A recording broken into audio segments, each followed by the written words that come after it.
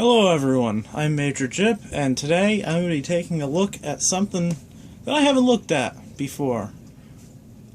A cheap DVD VCR combo. And this one has had the cord cut off. Which either means the scrappers took it, or this thing stopped working. Yeah, I picked this up off the side of the road. It does have the piece for the VCR. Shoved inside of the VCR, of course. And as you can see, this is about the cheapest you can get for an electronic device. No screen, just all little LEDs to tell you what's going on. And this one in particular seems to either have the AV jacks on the front missing, or they were never on it in the first place. Perfect. Greatest quality ever. So, I mean, we can just pull this thing apart now. Should only be a couple of screws. And see how bad this is. I've seen these things selling in Big Lot stores fairly recently, and that should give you an idea of quality that they have in them. That was 4 screws, probably worth more than this whole unit is. And this pops off. Cheap plastic. It is what it is. Oh. You can look in, you can see a very simplified VHS mechanism. Let's pop this stupid front cover off.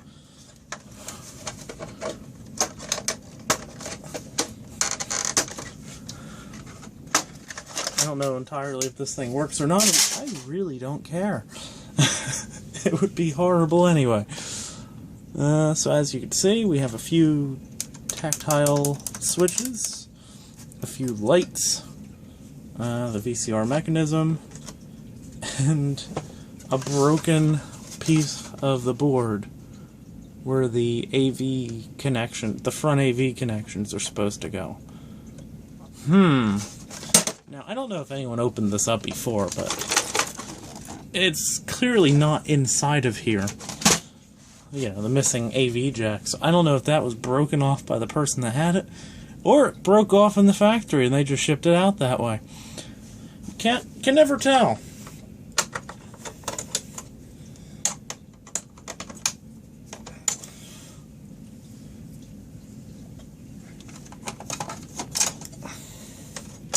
This should be fairly quick to get apart. I'm expecting pretty much one single chip to handle everything that the VCR needs to do. And then the second sort of, controller and decoder board for the DVD-CD player. And it's probably going to be one of those standard CD-DVD players that comes with everything nowadays. Because they're not going to throw any extra money into this. They don't have to. And what'll work will sell a product.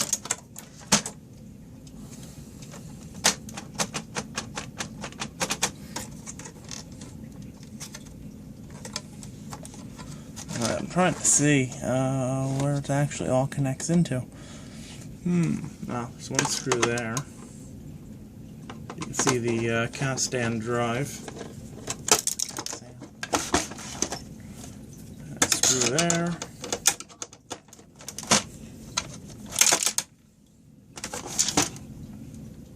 Is that it? Yes, it is.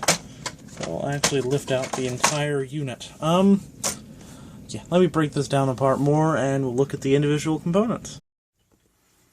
Alright, now, before I take this thing all apart, I want to point out a few very interesting things that I've noticed. For starters, there are infrared receivers on either side of this whole assembly here. There's one here and one there. And I was wondering, where's the transmitter that puts out the light for them to receive? Because I figure that's how it tells if there's a tape or not. Well, if you take this off, you have a little light guide. And underneath that, it's a little infrared LED. That is pretty creative. they've managed to do pretty much everything in this assembly with one motor, it seems. So you have this motor here that does the opening and closing of the door and movement of the whole mechanism. And actually there should be a second motor. Oh, there's the coil for it. That will be this motor that does the play and pretty much everything else. And you have the capstan, which is the reading head, basically. Well, not the reading head. This is this helps to keep everything running at the proper speed. This is the actual head for video. I believe this might pick up audio, or it might just be a motor. I don't really remember. But this whole unit will just pop out. This is one of the really cheap ones that doesn't even have a separate power transformer. They just have the main, mains going directly in without a connector or anything, just soldered directly on, and then goes into the transformer and everything else for the power supply circuitry. I will pull this fuse off. These fuses tend to be useful if I can get it off without breaking it. Let's see here. I shouldn't be doing it by the glass. There we go. And this is a little...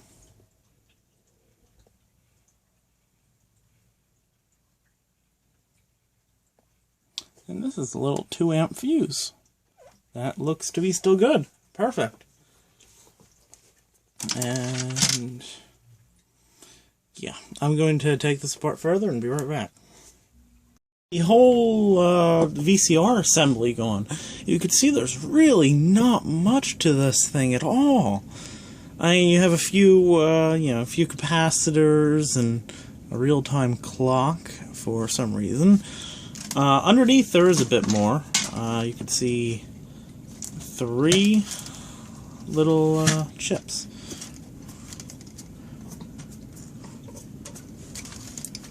LA71205, LA72670, and QS7ABORMS017. So basically these are just going to be controller chips.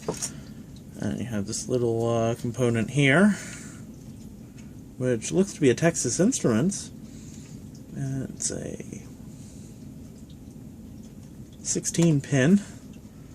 And that's basically all that's in here. These will handle the the driving of the motor for the... this one's probably a motor driver, because that went right into that thick flat flex cable that went into the motor. The real-time clock is on the other side of where this one links into. So that's probably going to be the CPU and that handles pretty much everything. And that's probably just going to be another motor driver for the... I'm trying to think of where that is. See?